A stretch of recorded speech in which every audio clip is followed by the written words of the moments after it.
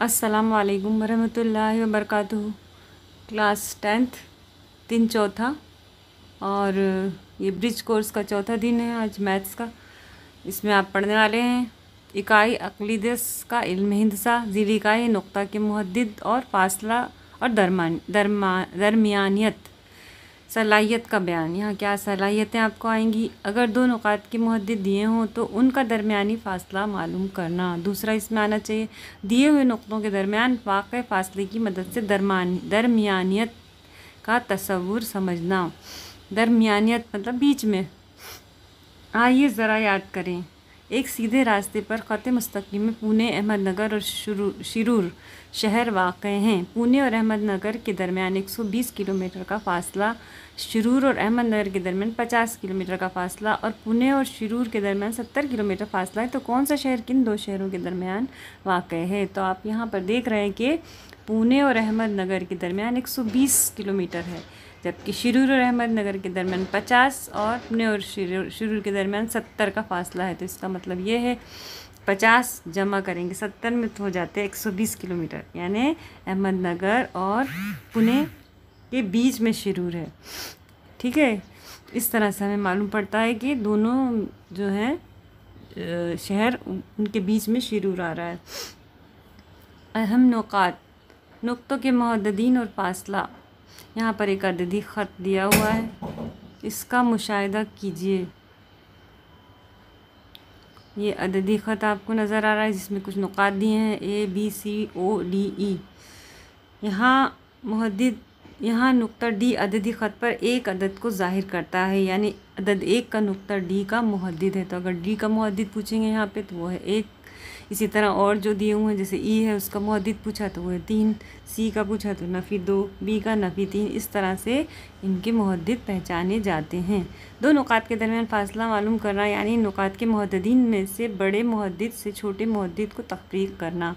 यहाँ अगर किसी दो नुकात के दरमियान अगर हम फ़ासला मालूम करना चाहते हैं तो हमें जो बड़ा मुहद्दिद है उसमें से छोटे मुहद्दिद को तफ़रीक़ करना यानी नफ़ी करना चाहिए।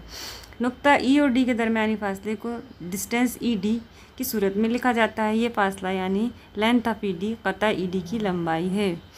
डिस्टेंस A भी मालूम करेंगे तो नुक्ता A का मुहद्दिद नफ़ी 5 है और नुक्ता B का मुहद्दिद नफ़ी 3 है, यानी नफ़ी 5 जो है वो छोटा है नफ़ी 3 से।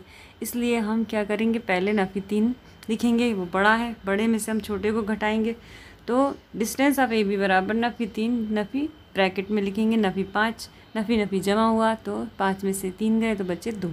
इस तरह से डिस्टेंस दोनों के बीच का A और B के बीच का कितना है 2। दो नुकात के दरमियान फ़ासला उनके मुहद्दिदीन के बड़े मुहद्दिद में से छोटा मुहद्दिद तफ़रीक़ करने पर हासिल होता है और किसी भी दो नुकात के दरमियान का फ़ासला गैर मनफी हकीकी अदद होता है। तो मनफी अदद नहीं आएगा, जमा में ही आएगा जवाब। अब हम पढ़ेंगे बिटवीननेस यानी दरमियानियत।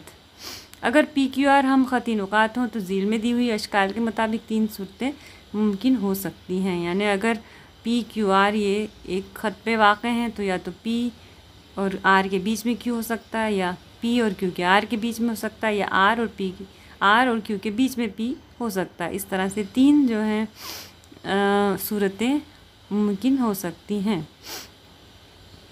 अगर डिस्टेंस PQ जमा डिस्टेंस QR बराबर है डिस्टेंस PR के तो ये कहा जाता है कि नुक्ता Q नुकात P और R के दरमियान वाक़ हैं और इसे P-Q-R से ज़ाहिर किया जाता है। तो अगर PQ जमा QR बराबर PR के होते हैं तो इसका मतलब Q जो है वो दरमियानी नुक्ता है।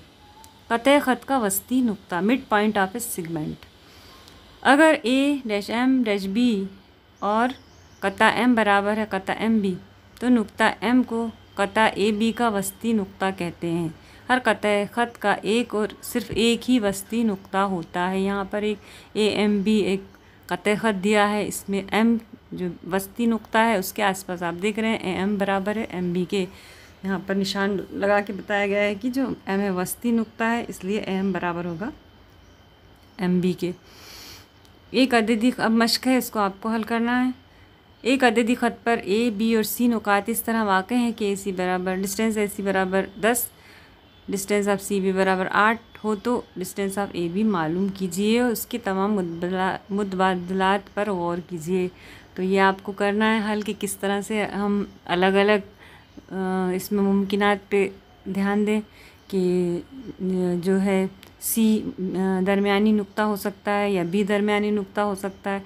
तो ए बी सी इस तरह से आएंगी वो ख़त, या ए सी बी इस तरह से आएगा, ये आपको इसमें मालूम करना है। दूसरा, अददी ख़त पर वाक़ नुक्ता पी का मुहद्दिद नफ़ी 3 है और पी से 5 फासले पर वाक़ नुकात के मुहद्दिदीन मालूम कीजिए।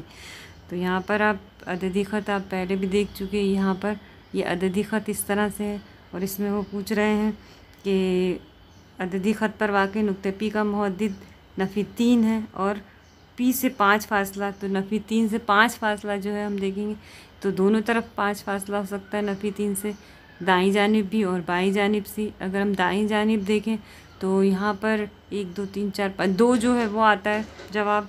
इसी तरह आप बाईं जानिब भी देखिए तो इसमें 2 मुहद्दिद आएंगे और दोनों को जवाब में लिखना है।